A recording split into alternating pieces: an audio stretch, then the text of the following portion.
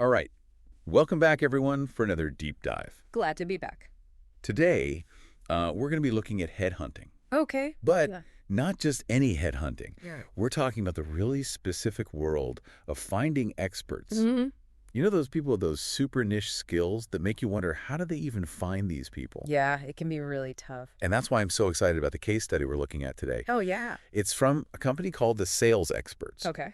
And they had what seems like an impossible mission. Okay. They had to find two perfect candidates for a company called SpinifexIT, SpinifexIT. which specializes in something called SAP SuccessFactors payroll solutions. Wow, that's a mouthful. I know, right? Don't worry if those acronyms sound like gibberish to you, because we've got an expert here That's me. to break it all down for us and explain why finding these people is like finding a needle in a haystack. It's a digital haystack, but yeah. So what makes SAP specialists so hard to find?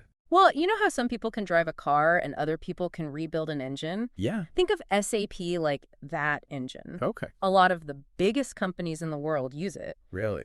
Yeah.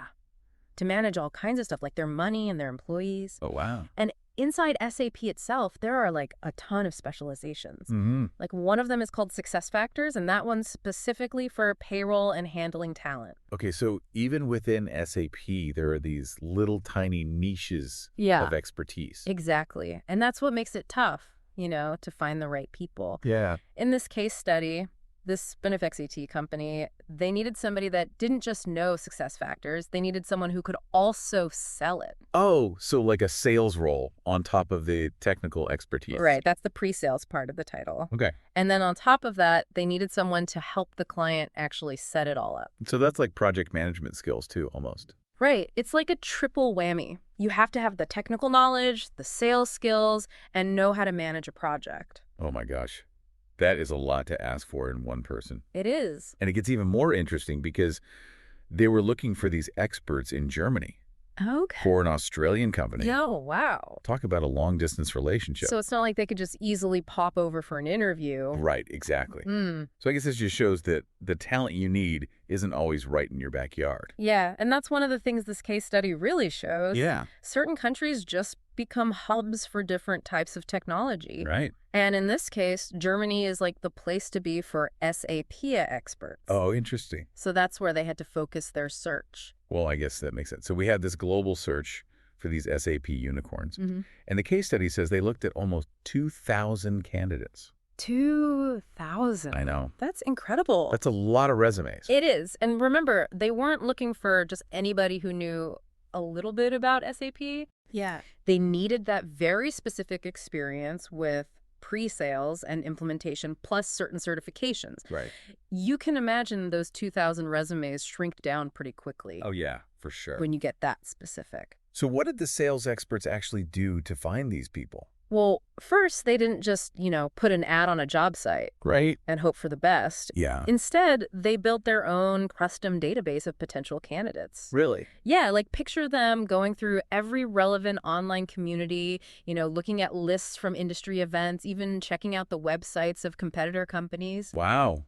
That's dedication. It really is. It's almost like creating a custom intelligence network. So they went way beyond just those standard job boards and did some serious digging. Exactly. And then instead of just waiting for people to apply, they actively reached out to people Okay. who fit what they were looking for, even if those people weren't looking for a new job at the time. Wow. It's called targeted headhunting. So they were playing talent detective. Pretty much, yeah. That's really interesting. And a really important part of how they decided who to contact was something called the Sales Hunter Intelligence Evaluation Assessment. Oh, what's that? Well, it shows they weren't just looking for the right technical skills. They were looking for a very specific personality type. Okay. Someone who was a natural salesperson. Oh, interesting. Someone who could really understand the needs of the clients. And build those relationships. Exactly. Okay. Exactly. That makes sense. Because think about it, you could be the best SAP expert in the world, but if you can't explain it to clients and connect with them, You're not going to be successful, yeah. especially in that pre-sales role. Exactly. So it sounds like they were putting together a puzzle, like they were trying to find the perfect piece that fit just right Exactly. in terms of skills, experience, personality, everything. It's not just about finding someone who can do the job. It's about finding someone who's the absolute best fit for the company. Right.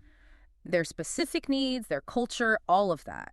And they found that perfect fit because the case study talks about how happy the SpinifexIT company was with the 2 people that they hired. They were thrilled. Yeah. So we've spent all this time talking about finding these SAP specialists and how difficult it is. Mm-hmm. And I'm just curious, as technology keeps advancing so fast, Yeah. what do you think this means for the future of recruitment? That's the big question, isn't it? Yeah. I mean, think about it. As AI and all this automation gets even more sophisticated, some jobs are going to disappear. Right. But then a whole bunch of new super specialized roles are going to pop up. So will we need even more specialized headhunting? Yeah, that's a good question. I don't know the answer. Who knows? Maybe AI will be able to help us find those needles in the haystack. Or maybe there will be totally new recruitment methods that we haven't even thought of yet. It's exciting to think about. It is, isn't it? Right. What do you think will happen? That's something for our listeners to think about. Thanks for listening to another deep dive. We'll be back soon with another fascinating topic. See you next time.